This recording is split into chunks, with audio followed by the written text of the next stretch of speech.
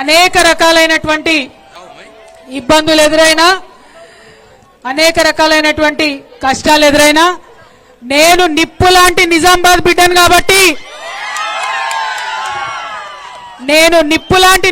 బిడ్డను కాబట్టి, పిడికిలెత్తి అన్ని ఎదిరించి మళ్ళీ మీ దగ్గరికి ఈరోజు వచ్చిన మీ అందరినీ కూడా నాకు మద్దతుగా నిలిచినందుకు హృదయపూర్వకంగా ధన్యవాదాలు తెలియజేస్తా ఉన్నా.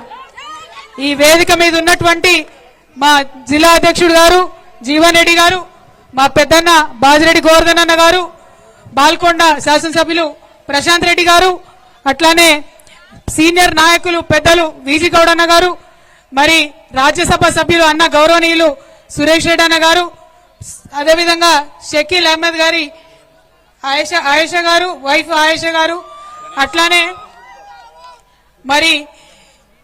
మరి ఇక్కడ పట్టణానికి సంబంధించి నిజామాబాద్ అర్బన్ కి సంబంధించినటువంటి శాసనసభ్యులు గణేష్ గుప్తా అన్న గారు, జెడ్పీ చైర్మన్ గారు విఠల్ రావు గారు, అదేవిధంగా వేదిక మీద అందరూ సీనియర్ నాయకులు డిసిఎంఎస్ చైర్మన్లు అందరూ ఉన్నారు. అందరికీ కూడా హృదయపూర్వకంగా నమస్కారాలు.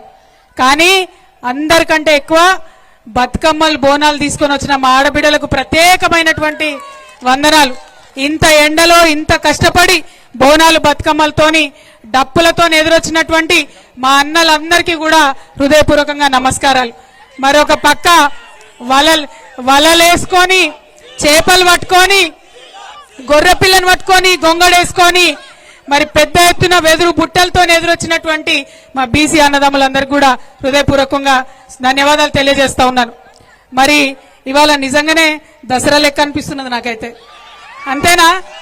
అంత పెద్ద ఎత్తున మిట్ట మధ్యాహ్నం ఎండ కొడుతుంటే వెన్నెల్లో నిల్చున్నట్టు అందరు నవ్వుతా ఉంటే మనసు పులకరించిపోతా ఉన్నది. నిజంగా పడ్డ కష్టమంతా కూడా ఒక్క నిమిషంలో మర్చిపోయినా అని చెప్పి ఈ సందర్భంగా మీ అందరు కూడా తెలియజేస్తా ఉన్నాను. మీకు